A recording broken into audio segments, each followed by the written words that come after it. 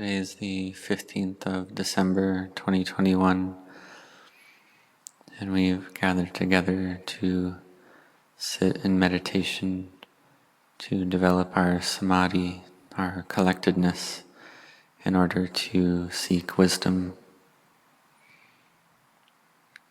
And the wisdom without samadhi is a wisdom that comes from study according to our memories.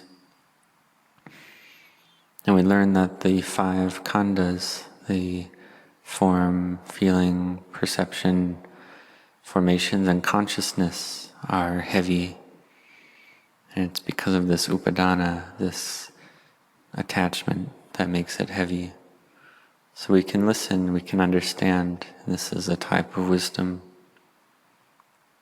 And we think and we contemplate about this, and we see it to a degree, but it's not yet enough to cure the suffering in the mind. It can cure the suffering in the mind just a little bit. So we know that when we know that the 5 khandhas are heavy in truth, when we know this with clear wisdom, this is able to cure the suffering in the mind. And we may ask, well, what is that which is heavy in the world? We may see a very large mountain made of stone and think that it's probably very heavy, or a very large object made out of metal, for instance, but it wouldn't be as heavy as a mountain. The mountain would be very heavy, but if one doesn't lift it, then it's not heavy. It's something that's external. So it's just like ourselves. It's just like these beings in the world. We call these beings, those are individuals that have clinging to the self, that have this attachment, which gives rise to heaviness. So for instance, we see that if the body isn't very heavy, if the body is light, then we can go and climb to high places, and we don't need to strain or exert a lot of energy.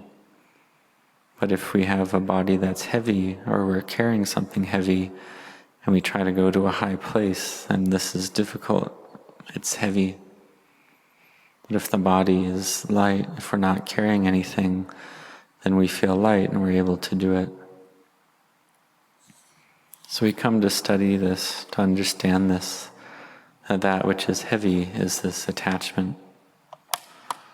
Luang Pu Cha gave an example that's very profound, that a lemon is sour, but if it doesn't touch your tongue, then you don't experience sourness.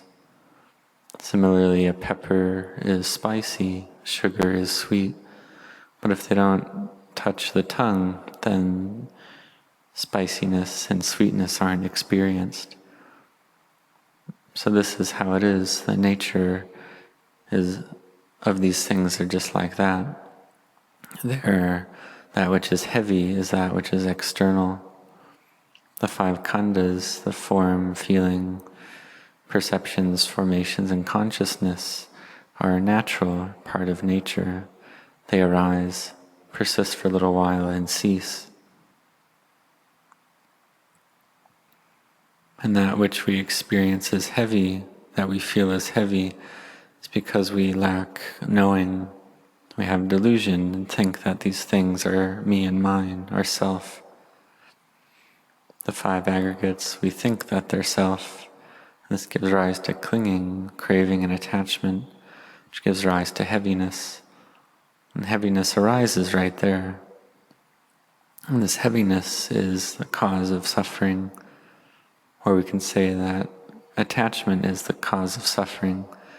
When there's attachment, suffering arises right there.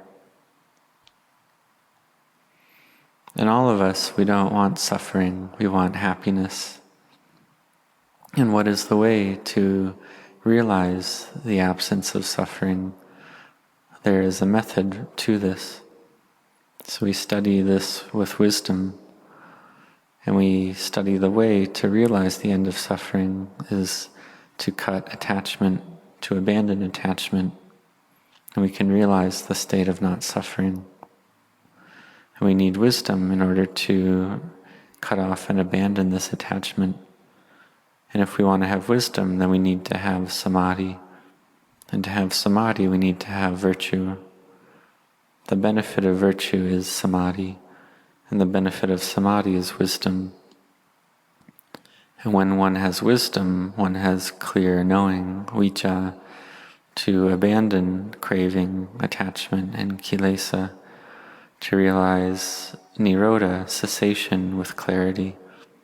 This is the arising of nibbana, the mind that's empty and pure. And this mind, this knowing element, when it's with ignorance, with not knowing all the time, it's constantly creating suffering for us. So we must practice, we must learn and study, practice the Dhamma, make our samadhi firm and well established. And when the samadhi is firmly established, then wisdom arises. And we're able to teach the mind, and the mind can understand easily. For instance, we can look at our left or our right hand. We see the bones, the flesh, the tendons. We see the flesh is red in color, and there's fat and sinew and tendons throughout. And if we have wisdom, we see that these bones are not self. And the mind's able to believe this. And if anger arises, we may ask, well, where is the self to be found here? It's not there. Because this physical form, this form is not self, whether external form or one's own body. It's not me or mine, you or yours.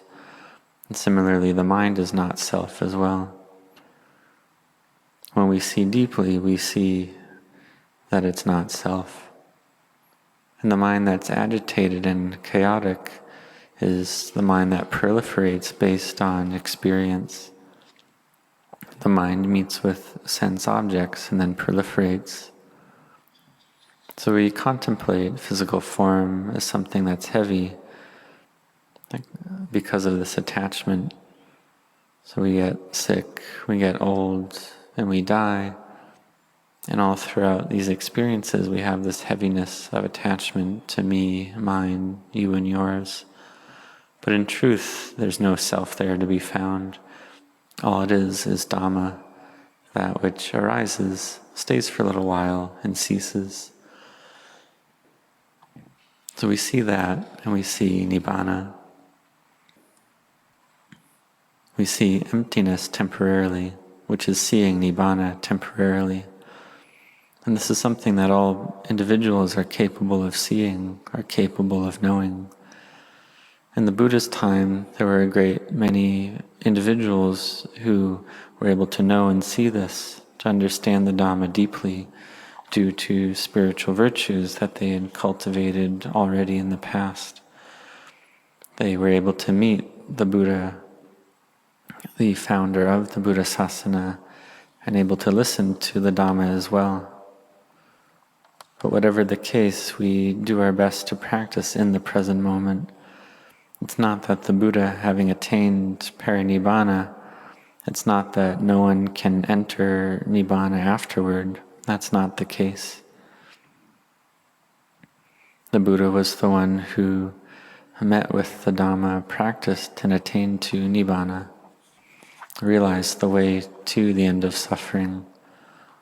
And if we want to realize that end of suffering for ourselves, we need to practice that which the Buddha taught. In the beginning, we practice and realize stream entry, sotapanna. And the way to walk the path to sotapanna is to have generosity and virtue well established, to do goodness, have goodness well established in the heart and mind, and practice mindfulness and samadhi, to have effort in this, to strive in one's practice. And if one's able to see and to understand, it's when the mind gathers together. sees clearly into convention and liberation. And having seen clearly, one has effort, one perseveres in one's practice because one has seen already. Wisdom has arisen already, clear knowing has arisen, knowledge has arisen already in one's own mind. No one needs to tell oneself anymore. One of one's own accord wants to make the mind have more wisdom in order to reduce suffering, to put down that which is heavy. And we see that we practice Dhamma not to gain anything, but we practice in order to put things down, to put down that which we're clinging to. And individuals want stream entry, want once returning, non-returning, want arahantship. And all these levels are to cut off, or they're levels of cutting off wrong view. They're just conventional names for these things. We don't practice to increase our attachment. So may you be intent in this practice, cultivate your mindfulness and samadhi.